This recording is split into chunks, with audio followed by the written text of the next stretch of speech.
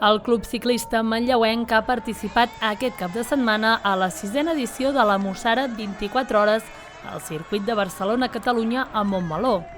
La cita va reunir a més de 800 ciclistes d'arreu del país i l'Estat, però també alguns ciclistes vinguts de França.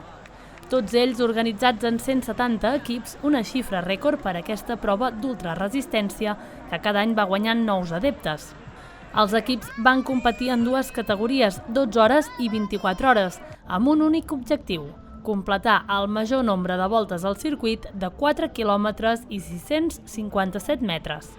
El Club Ciclista Manlleuenc hi va participar amb 3 equips formats per 2 equips masculins i un de mixta, amb un total de 14 ciclistes. És el segon any que hi participen i enguany han doblat el nombre de corredors del club. L'objectiu no era un altre que provar l'experiència i passar-ho bé pedalant. Tots ells van competir a la prova de 24 hores i a la classificació general l'equip 1 va acabar en 46a posició d'un total de 121 equips.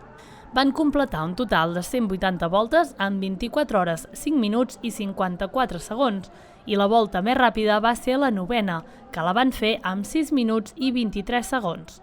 L'equip 3 va quedar en 85a posició a la general, completant 157 voltes en 24 hores, 9 minuts i 5 segons.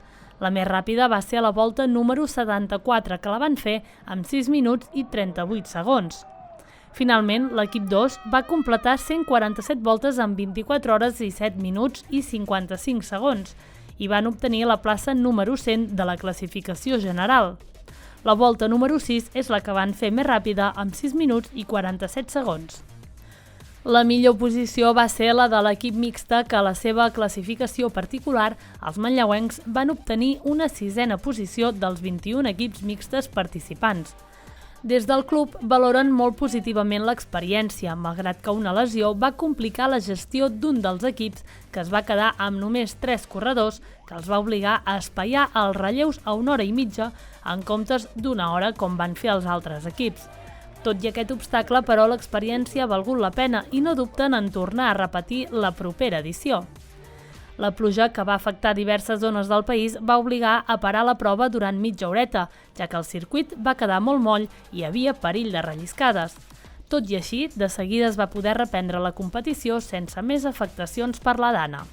A la prova també hi van participar altres clubs de la comarca, i és que Osona és un territori amb una passió creixent per al ciclisme i totes les seves modalitats.